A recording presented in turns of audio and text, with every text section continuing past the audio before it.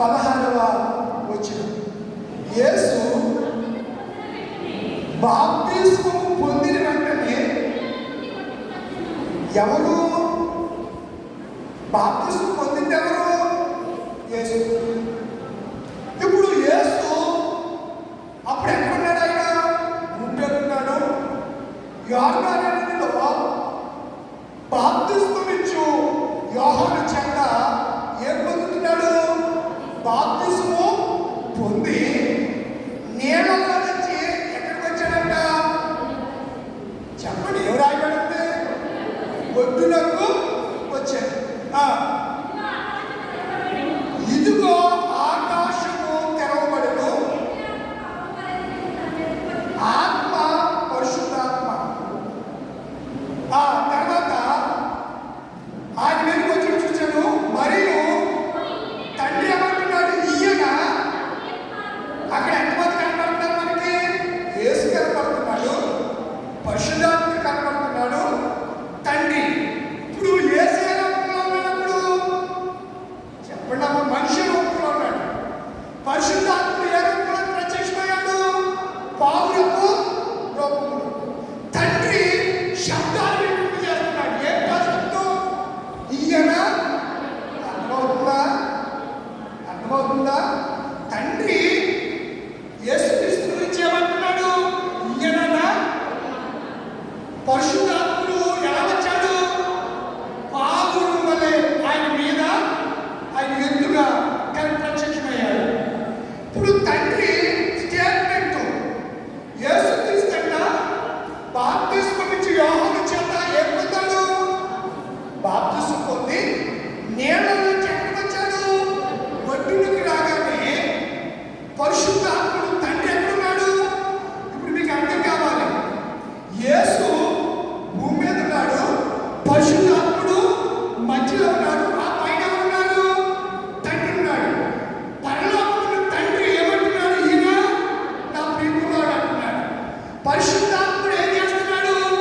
ఆత్మశక్తిని యేసు. మీరు ఎప్పుడైతే ఆయన బాప్తిస్మం పొంది వచ్చినట్టునే అప్పుడు అపవాది చేత శోధించబడ్డకు ఆత్మ ఆయన కారణంలోనికి ఆత్మ, పరిశుద్ధాత్మ ఎవరి మీద బలంగా వచ్చింది? పావురు వలె. మీరు ఒకవేళ పావురు అనుకుంటే పావురు పరిశుద్ధాత్మ అనుకోకండి, ఇక్కడ పొరపాటు పడతారు. పరిశుద్ధాత్మ పావురు రూపంలో ఉన్నది అంతే తప్ప పావురు పరిశుద్ధాత్మ కాదు. అర్థమవుతుందా? నేను మనిషినండి, నేను మనిషిని.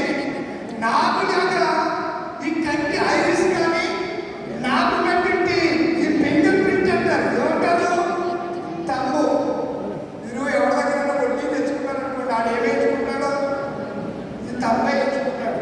అంటే ఇక్కడ ఉన్నటువంటి ఈ వేరుముద్రలు ప్రపంచంలో 850 కోట్ల మందిలో నాకున్న వేరుముద్ర కలిగి పడుతుంది ఎవడు ఆ ప్రపంచంలో ఉన్నాడు. నాకున్నటువంటి మీరు ఆ మధ్యలో రేషన్ దుకాణంలో ఐటమ్ అంటే మన కంటిని ఏం చేయమనేవారు? పెట్టి గుడ్డి ఇలాగా తిప్పమనేవారు. మీరు ఫోటో అప్లోడ్ చేయాలంటే చచ్చిపోలాగా దాని ముందు ఇలా పెట్టి కూర్చుంటే ఫోటో అప్లోడ్ అవుతుంది. ఏమైనా రెప్పలు ఎలా పెట్టాలి? ఎందుకలా కళ్ళు చెట్టుకుంటారంటారు కదా, ఇలా రెప్పలు ఆడించాలి. ఆడిస్తేనే ఫోటో ఏమవుతుంది? చెప్పండి, ఏమవుతుంది? అప్లోడ్ అవుతుంది. లేకపోతే ఎంత చేసినా అలాగా దిగవేసి పట్టులోలాగా అలా చెవలాగుంటే నువ్వు ఎంతసేపు పొద్దు నుంచి సంఘాలాగా నిలబడినా ఏ ప్రయోజనం ఉండదు. అర్థమవుతుంది కదా? ఎందుకు విషయాలు చెప్తుందంటే ఈ ప్రపంచంలో ఇన్ని కోట్ల మంది ప్రజలున్నా నీ బాడీ పర్ఫార్మెన్స్, నీ మేనరిజం, నీ బిహేవియర్, నీ బాడీ లాంగ్వేజ్ మరి ఎవరు రాలే. సపరేట్గా దేవుడు ఒక ప్రత్యేక రీతిలో దేవుడు ఏం చేశాడు? తయారు చేశాడు పిల్లలు. అందుకే తక్కువ సారిపోయి ఉన్నటువంటి ఆ కుమ్మరి పరలోక తండ్రి వ్యవసాయకుడు నీ సారిపై నేను ఇష్టమైనట్టుగా చేస్తాం. ఆయనకి ఇష్టమైనట్టుగా మనం చేశాడు. ఇప్పుడు మన అంశము, మన సబ్జెక్ట్ ఏంటంటే చెప్పండి. ఇప్పుడు ఇక్కడ మీకు ముగ్గురికి అనిపించారా లేదా? సువార్తలో తండ్రి కనిపించాడు, పరిశుద్ధాత్ముడు కూడా మనకి అక్కడ ప్రత్యక్షమవుతున్నాడు. యేసుక్రీస్తు స్వయంగా భూమి మీద ఆయన ఉన్నాడు. మరి చాలా మందికి ఎందుకు ఇలా వెళ్ళిపోయారంటే చాలా మందికి అర్థం కావట్లేదు. మీరు ఒకసారి ఆదికాండానికి రండి. ఆదికాండము 26వ వచనం. మొదటి అధ్యాయం ఆదికాండం 1వ అధ్యాయం 26వ వచనం.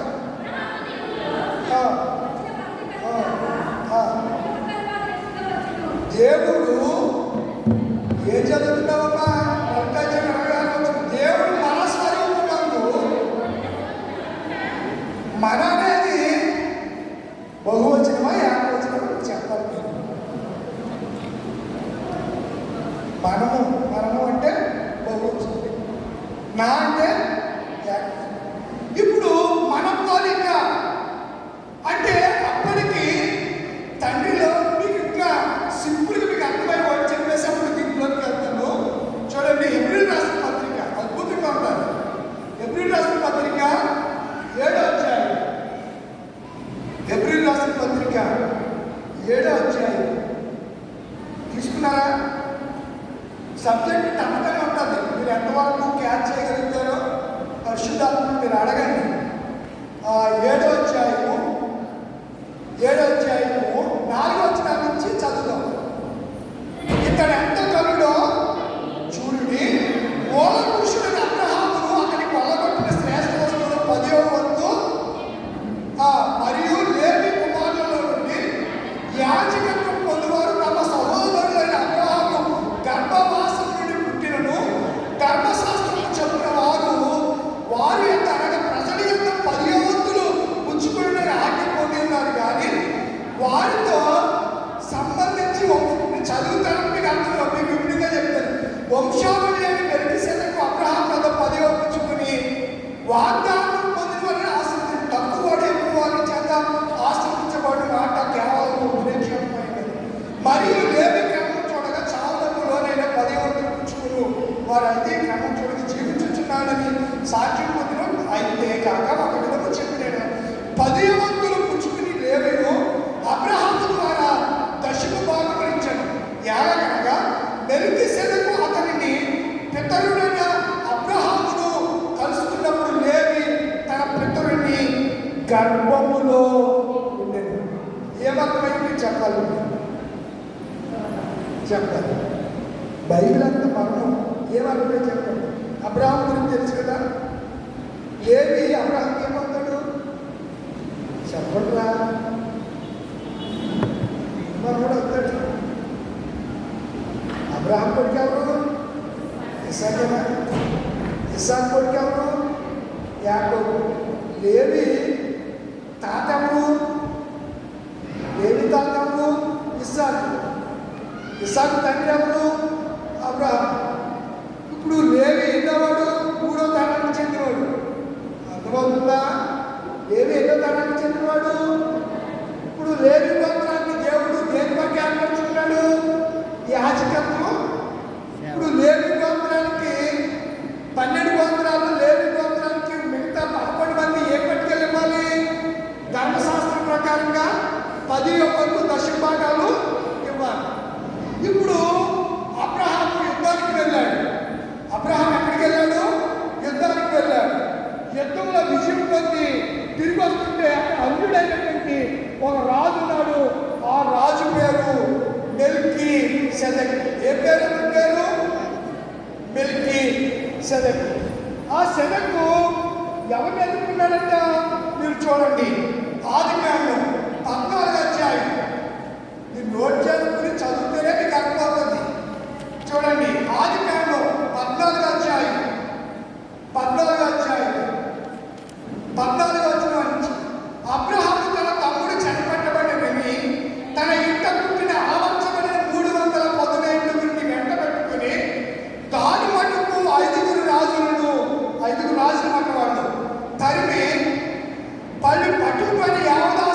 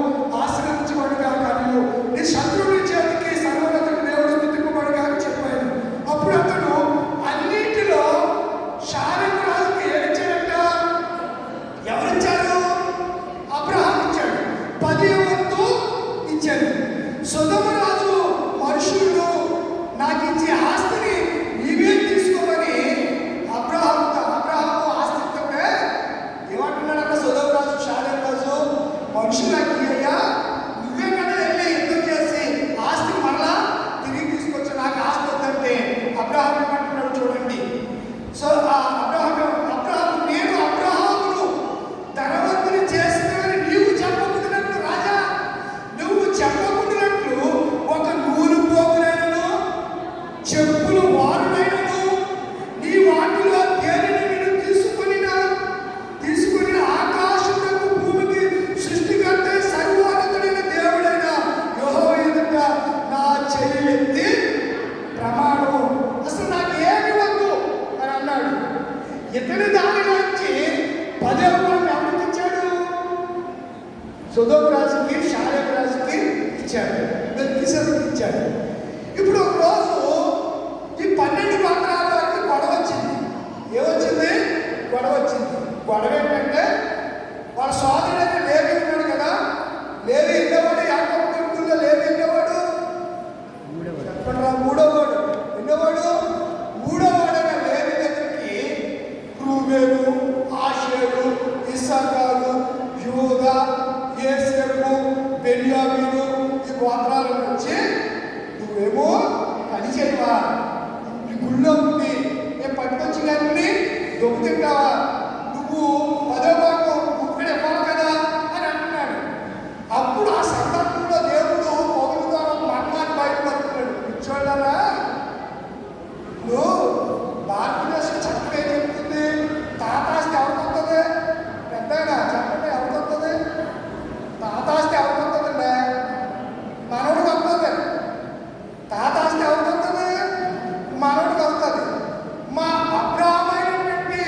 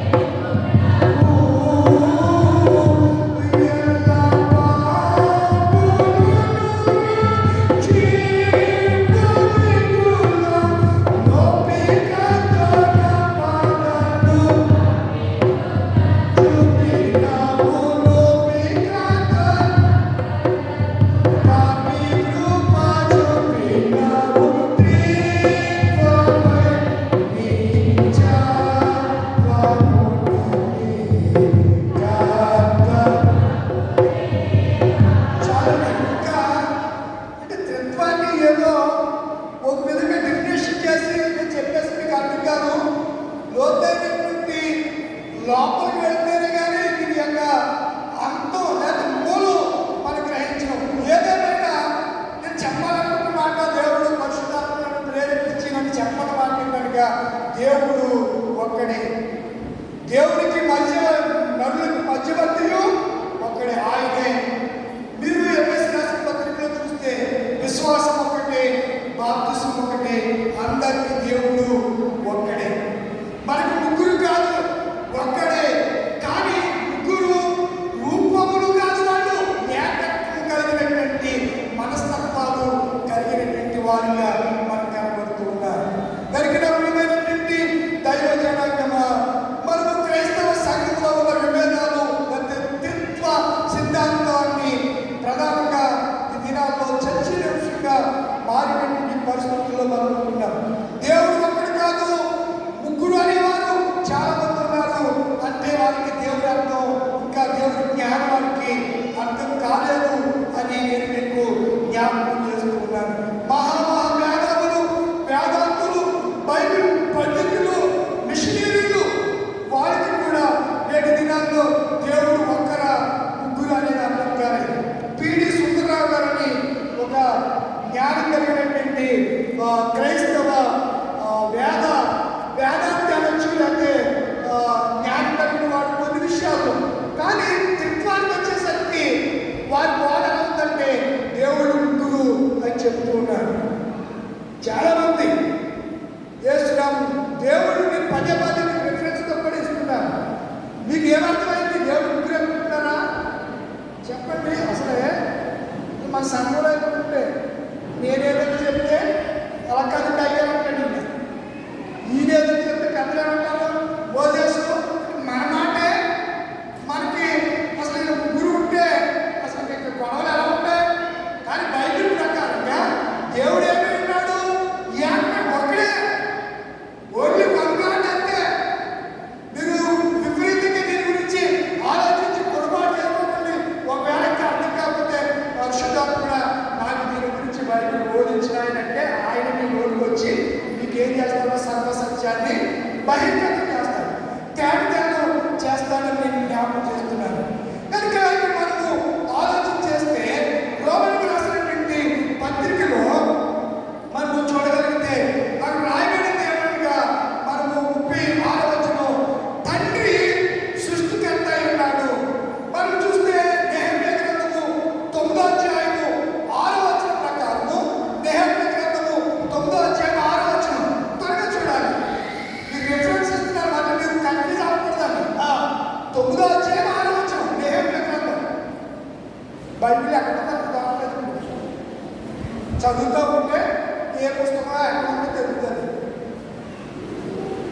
అయిపోతే ఎంతమంది బైబిల్ పండితులు ఉన్నారు ఇక్కడ నుంచి చదువుకుంటారుగా. అమ్మా, నీవే అద్వితీయుడివైన, నీవే ఆకాశములను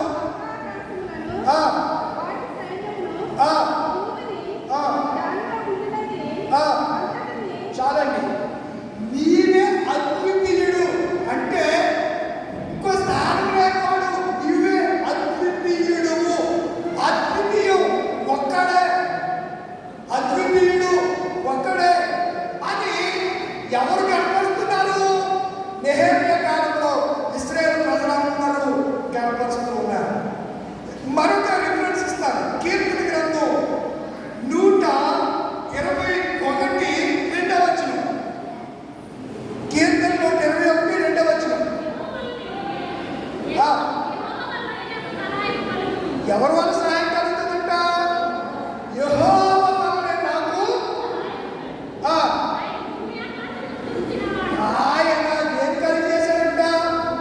ఓన్లీ ఒక్కడైనటువంటి దేవుడు భూమి ఆకాశములను సృజించినవాడు దేవుడు ఒక్కడే. మనం ఆలోచన చేస్తే 146 రిఫరెన్స్ చేసుకునే సమయం లేదు.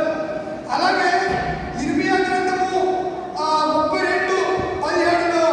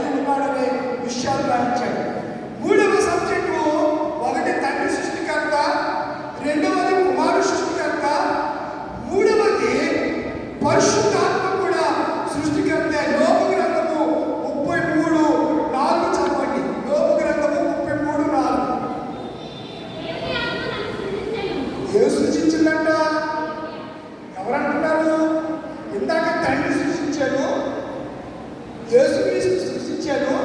ఇప్పుడు ఏమంటున్నాడు? దేవుని ఆత్మ నన్ను సర్వశక్తుని యొక్క ఏమిచ్చిందంట? సర్వశక్తుని యొక్క శ్వాస నాకు జీవమిచ్చాను. ఇలా యోగులు దేవుడితో మాట్లాడుతున్నారు. ఆత్మ మనం పాడతాము కదా, పాడాం కదా మనం కూడా. ఆత్మ నడుపు సత్యములోని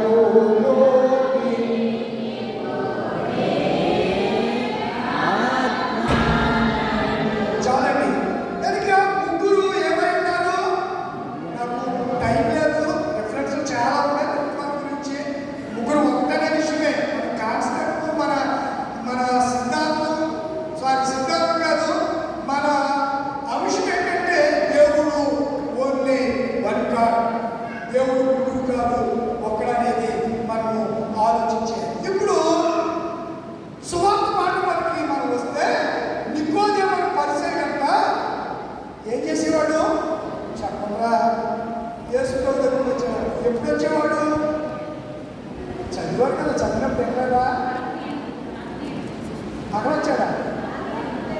పగల రాకూడదా? నికోదేముడు పరిచయం పగల రాకూడదా యేసు దగ్గరికి? మనమంతా ఎప్పుడు వచ్చాము? మరి పరిచయం కదా, పరిచయం అంటే ధర్మశాస్త్రాన్ని బోధించే ఉపన్యాసం కదా. బోధిస్తున్నప్పుడు ఇతడికి సమాజం ఏమంటాదో, బోధకుడు సంగతి తెలియదని అంటాదేమని యేసు ప్రభు దగ్గరికి రహస్యంగా రాత్రి వాడు వచ్చి నాకు నూతన జన్మ గురించి చెప్పాడు. యేసు ప్రభు అన్నాడు, బాబు ఒకడు కొత్తగా జన్మించాలని నీకు పోలన్నాడు, ఆత్మూలంగా జన్మించింది, కానీ వాడు ఎక్కడ చేరుతున్నాడు? దేవుడి రాజ్యంలో చేరడు అని చెప్పాడు. మీకు నేను ఒక విషయాన్ని ఇక్కడ స్పష్టంగా మీకు రిఫరెన్స్తో సహా నేను మీకు జ్ఞాపకం చేయాలని నేను ఇష్టపడుతున్నాను. చూడండి, గలతీయులకు రాసినటువంటి పత్రికలో మాట నేను జ్ఞాపకం చేయాలని ఇష్టపడుతున్నాను. గలతీయులకు రాసినటువంటి పత్రిక 13వ అధ్యాయం 6వ అధ్యాయం 13వ అధ్యాయం. అయితే వారు తీసుకున్నారా?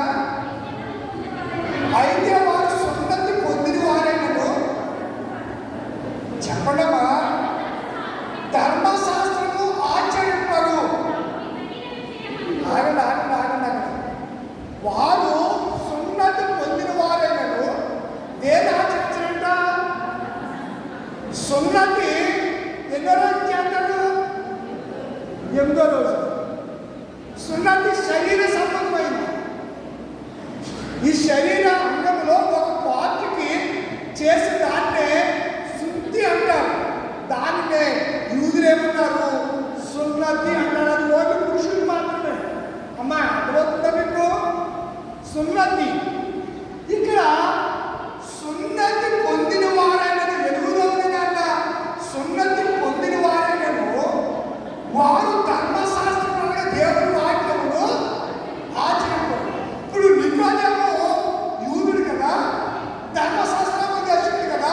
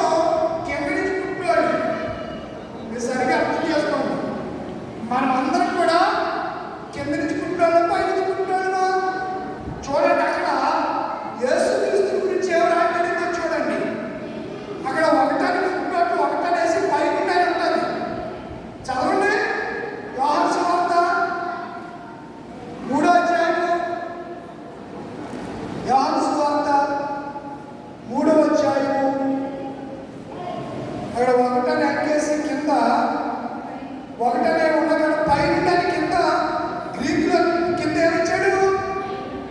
ఏమిచ్చాడు చెప్పరా? పై నుండి యేసు ప్రభు వారు పై నుండి తల్లి గర్భంలోనికి వచ్చినవాడు. ఇప్పుడు మనం పై నుండి పుట్టాలి. ఇప్పుడు పెంచుకొస్తే దినాన్న వారు మీదకి కింద నుంచి వచ్చిందా పై నుంచి వచ్చిందా? పై నుంచి వచ్చి లోపల కుమ్మరకు పడితే వాడు ఎలా మారిపోయారు? నూతన సృష్టిగా మారిపోయారు. కొత్త భాషలు వారు మాట్లాడారు. అర్థమవుతుంది మీకు? ఇక్కడ కొత్త జన్మ అని అంటే పై నుండి పుట్టడం అంటే వాక్య మూలంగా పుట్టడం అనే విషయాలు మీకు జ్ఞాపకం చేస్తున్నారు. కూడా అందుకు యేసు అతనితో ఒకడు కొత్తగా జన్మ అంటే ఒకటనేసి పై నుండి అంటాడు.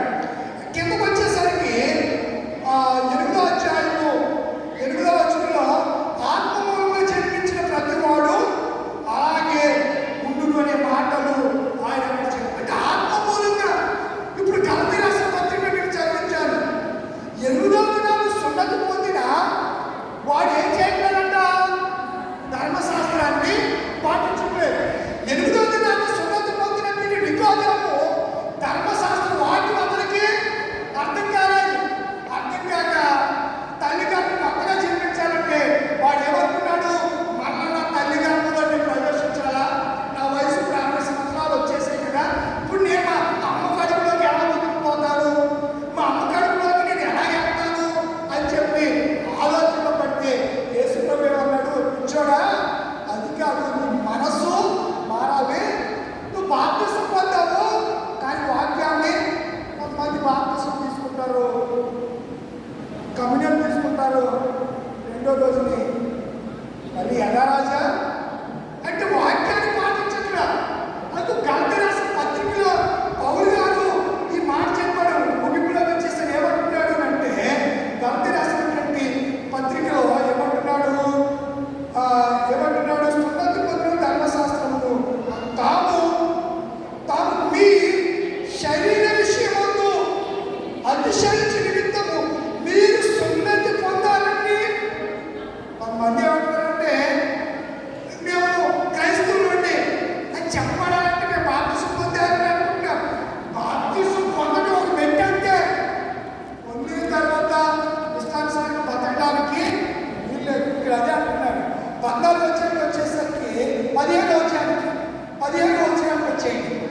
కొత్త సృష్టి పొందుటయే కానీ సున్నతి పొందుట అంటే ఏమీ లేదు, పొందకపోవటందు. అర్థమైందా మీకు? మీరు మారాలి తప్ప సున్నతి పొందితే వారి మనసు వచ్చేది అని చెప్తూ కొత్త ముద్ద అంటే నూతన సృష్టిగా రిఫెంటెన్స్ వారి మనసు పొందాలి. మీరు పరిశుద్ధాత్మ చేత మీరు నింపబడాలి. కొత్త సృష్టి పొందుటే కానీ సున్నతి పొందుటే అంటే మీకు లేదు, పొందకపోతే అందుకు ఏమో. ఒకవేళ బాప్తిసం పొందుకున్నాను పరిశుద్ధుడు అంటాను నేను లేదు. అనుభవం మీకు? నేను బాప్తిసం తీసేసుకున్నాను కాబట్టి మీరు ఏమన్నా నేను గోధి మ్యాన్ అంటే గోధి అంటే పరిశుద్ధుడు. నేను పరిశుద్ధుడు అనడానికి వీల్లేదు. నీవు నూతన సృష్టిగా మార్చబడ్డావు అంటే నీ అంతరంగంలో కూడా ఏం కల్పించాలి? మార్పు అనేది.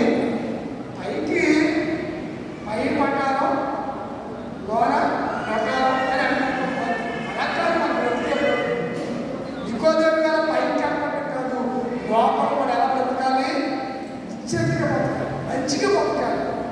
ఇప్పుడు మనకు అర్థమైంది ఏంటనగా దేవుడు ఒక్కడే. దేవుడు మన నుండి కోరుతున్నది కూడా ఏంటంటే మనము రూపాంతరము చెందాలి. మనం కొత్తగా అవతరించాలి, జన్మించాలి.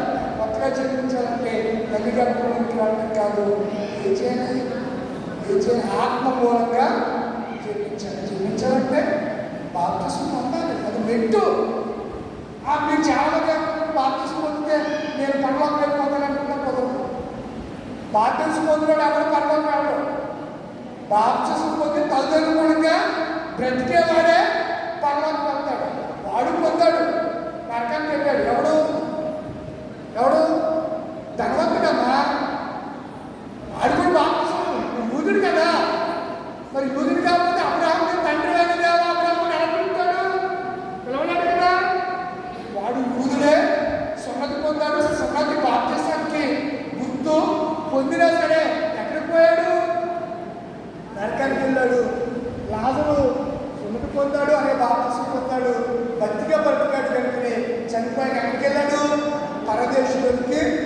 బాప్తిసం పొందినంత పరలోకి వెళ్ళిపోతారని సంకల్పించుకోకండి, భుజాలు ఎగరేయకండి. పొందిన దానికి అనుగుణంగా బ్రతకాలి. అట్టి కృప దేవుడిని అందరికీ అనుగ్రహించుగాక. ఆమేన్. లేచి నిలబడతారా? సమస్త జ్ఞానం ఇచ్చిన దేవుని సమాధానం యేసుక్రీస్తు వల్ల హృదయములకు తలంపులకు కావలనును గాక. ఆమేన్. దేవా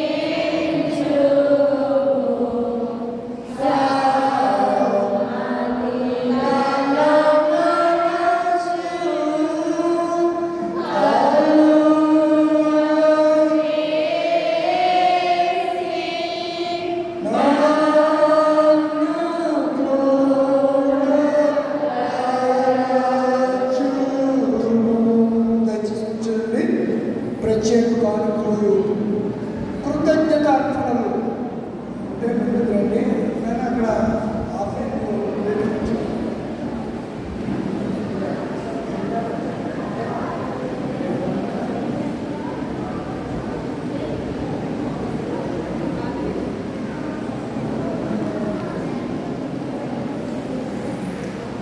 గోడి రవిబాబు గారు ఫ్యామిలీ, రమ్య, మామిడి, కుమారి, భర్తగా కుటుంబం, పల్లి,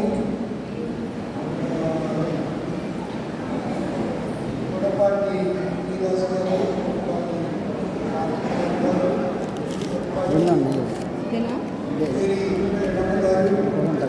సార్ పట్టుకుని పట్టు కొడపాటి దానిరాజు గారు,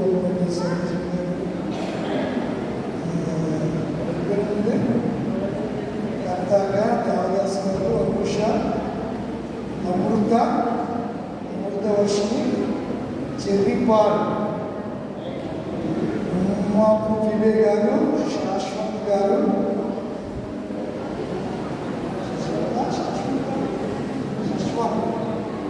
గుడిపల్లి ఆచార్య గారు,